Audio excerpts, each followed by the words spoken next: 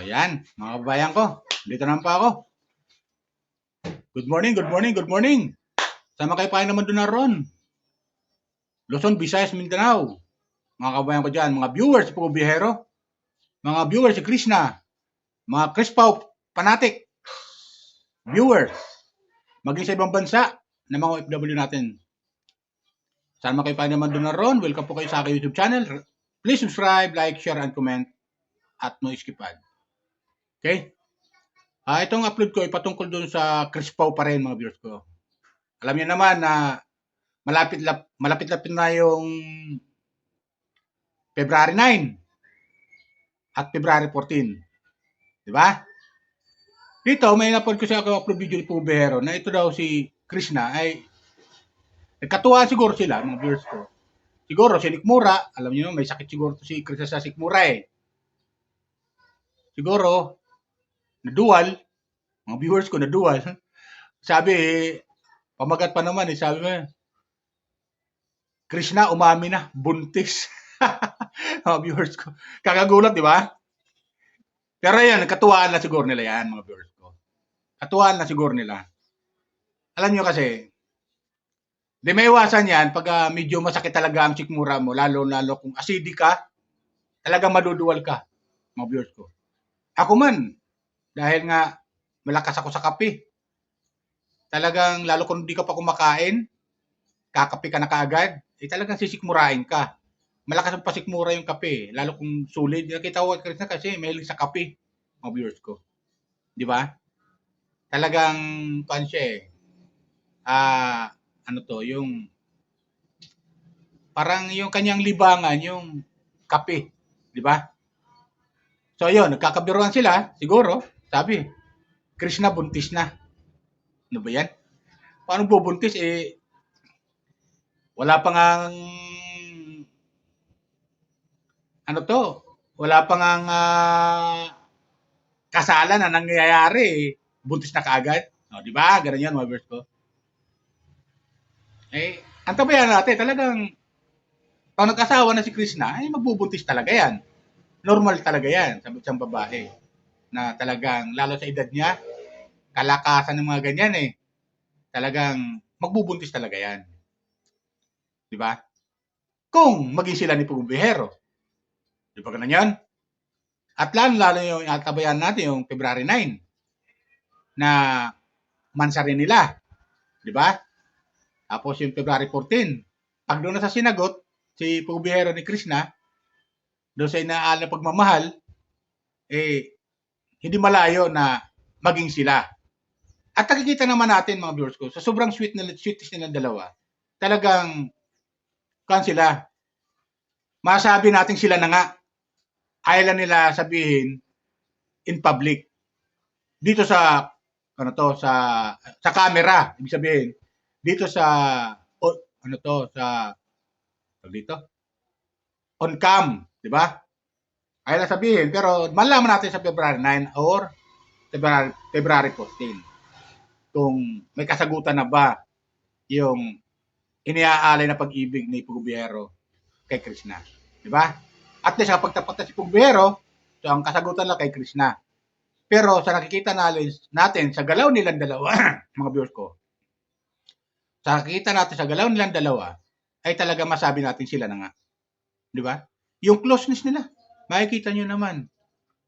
Hindi lang malalayo yan Siyempre tayo mga viewers, lalo may mga asawa na, siyempre, yun talaga ang magiging comment. At normal yan. Lalo na sa social media tayo na maging comment nila sa Crispaw. Kay Krishna at kay Pugo Bihero. Di ba? Ganun yun. Kaya, di tayo magtataka na maaaring pagdating ng February 14 or ito February 9 o kung di mo umami sa February 9, February 14, di tayo magtataka na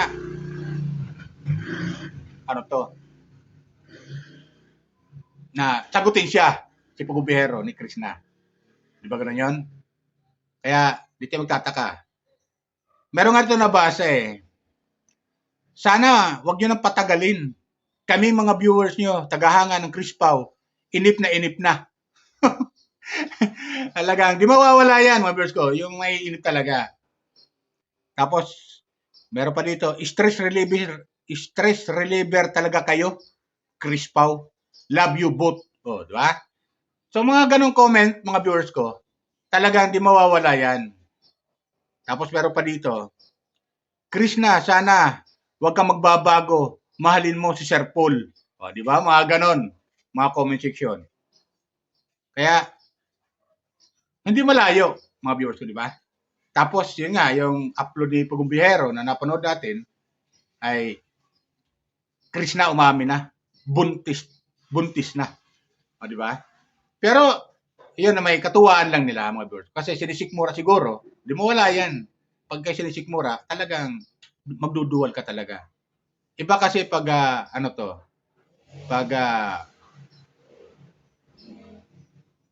buntis talaga. Di ba ganun yun? Iba talaga buntis talaga. At hindi lang isa, hindi lang dalawa na magduduwal ang isang babae. Normal yan eh. Lalo sa mga babae. Comment lang kayo mga viewers ko ha, lalo lang may mga asawa na nakaranas ng pagbubuntis. Tapos may mga kumpayan, may mga hinahanap pa yan ng mga pagkain na gusto nila.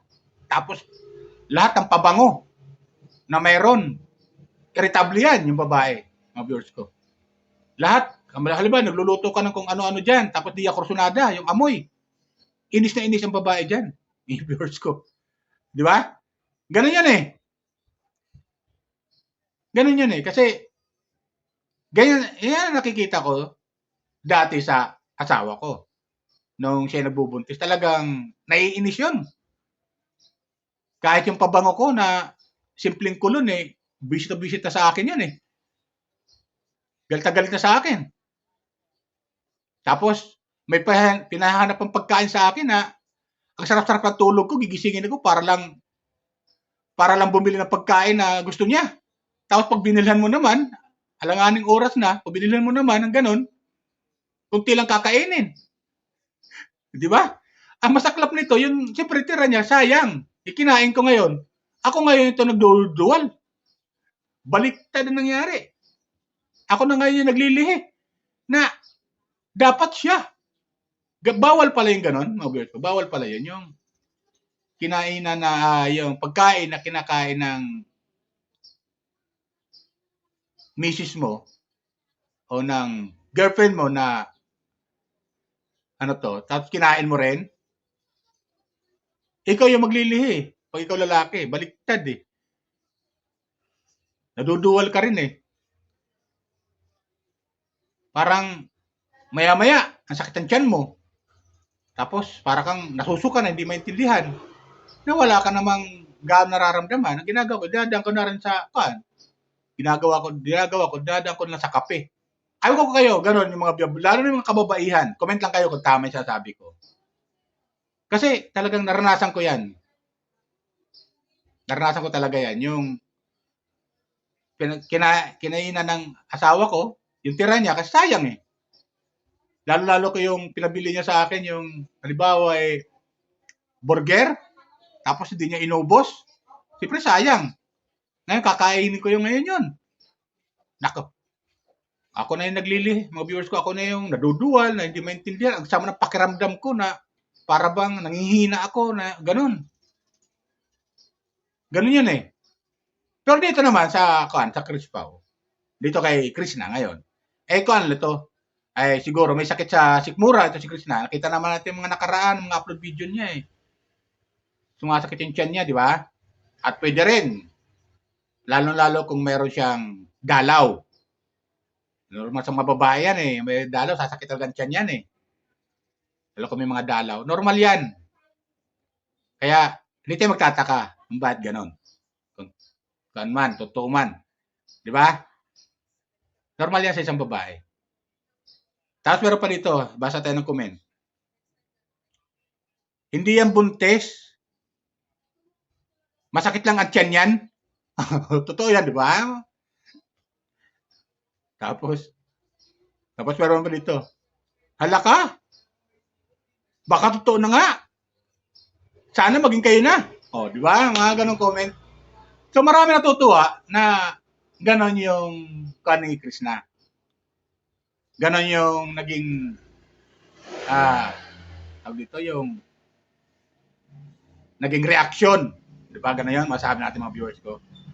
Kasi, di naman tayo, di naman tayo huli sa balikan, ganyan. Natatanda natin, pumunta sila na Maynila, di ba? Tapos yung birthday ba yun ni PB Onje, na sumakit din ang sikmura niya. At ang sarap-sarap ng laro nila. Pagkatapos maglaro, kumirot yung tiyan ni Krishna. At may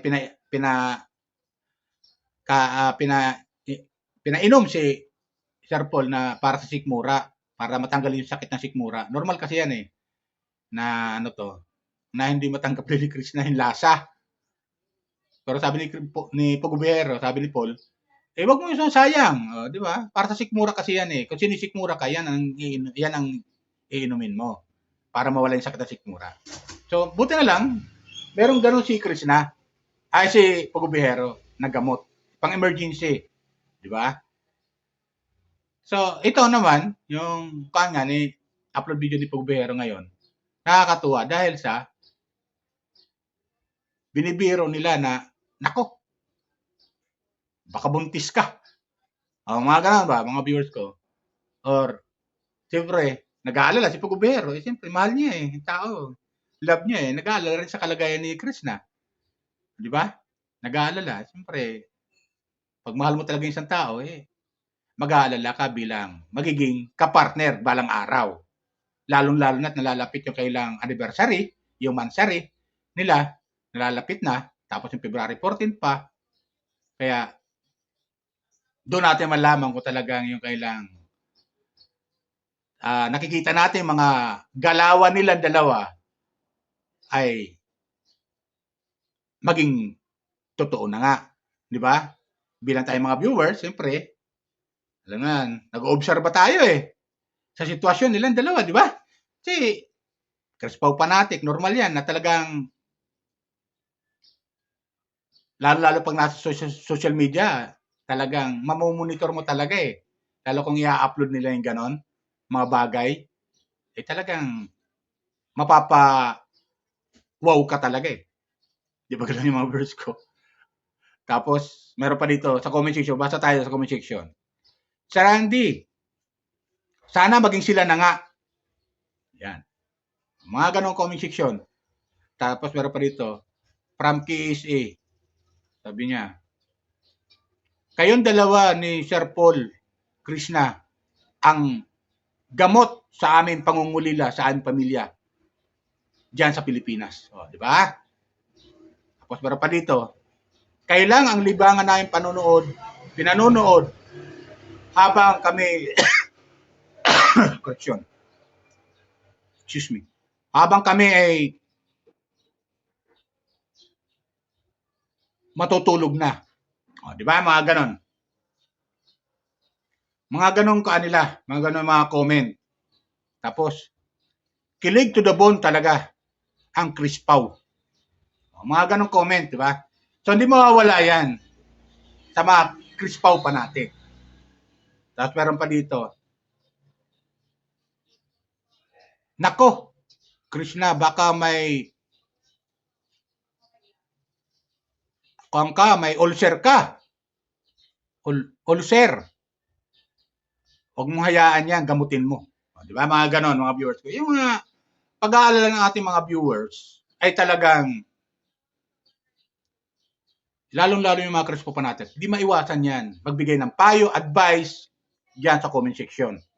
At normal yan na magbigay sila ng sa comment, lalo-lalo na kung ito'y ikabubuti ng isang tao. So, hindi masamang tanggapin yung mga ganong advice, di ba? Tapos, meron pa dito. Huwag na natin basahin. Medyo hindi maganda basahin. Okay? Babasahin lang natin yung mga magandang mga comment. Kasi para naman sa inyo mga viewers. Tapos meron pa dito. Sir Randy, bakit parang hindi updated ka sa Chris Pau? Nakampa ako. Na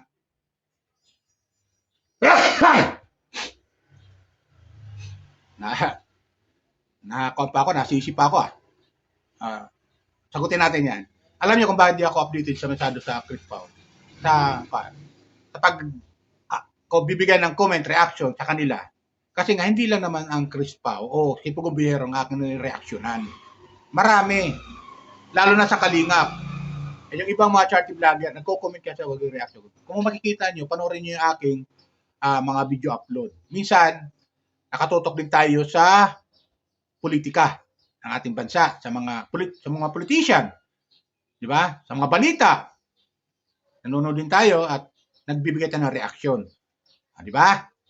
Lalo ngayon. Di ba? May inihaing impeachment na naman kay kay BP Sara. Di ba? Hindi natin alam kung ano namang kaso ang inihaing impeachment kay BP Sara. Di ba? Ganun yan. Basta may akong mga upload video dyan, mga viewers ko. Kanya lang yung aking upload video. Updated tayo sa nangyayari sa ating bansa.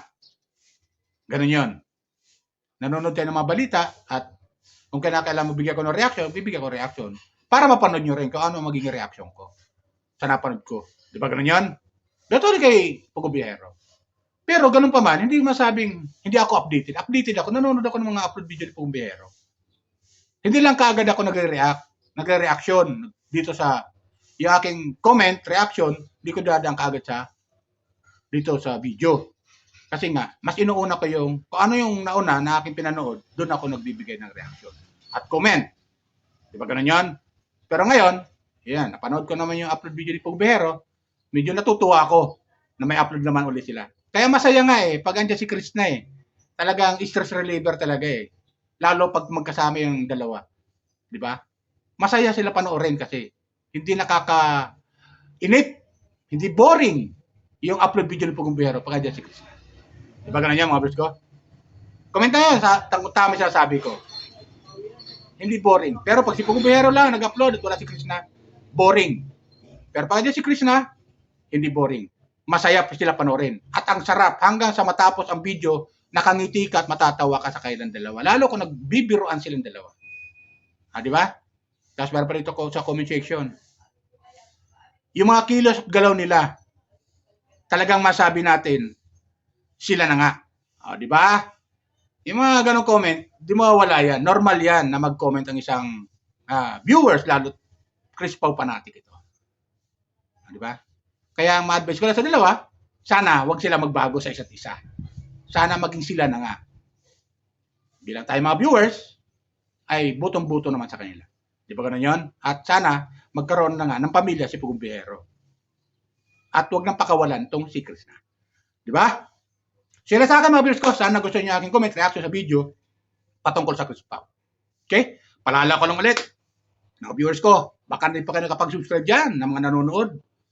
Subscribe lang po kayo, like, share, and comment sa aking YouTube channel, Randy Channel, at pinutin nyo lang po yung notification bell para dito sa mga video upload ko. Okay? At shoutout ulit sa mga hinahangan ko charity vlogger, Pugong Biyahero at sa inyong team. Salamat, nandiyan kayo. At ingat kayo lagi sa mga araw-araw na pag-mission ninyo. Kay Krishna, shoutout sa iyo Krishna. Alagaan mo yung sarili para kay Pugong Biyahero. Diba? At kay Kalingap Rab, sa inyong team, shoutout sa inyo. Mga viewers ni Kuya Bal at Idna, shout out. At kay Ate Jack. Ka-business, Papa Dis TV at Katekram. Okay? Yun lang po. Bye. Ingat po lagi. Pagpalain po tayo. Nang pumikapal.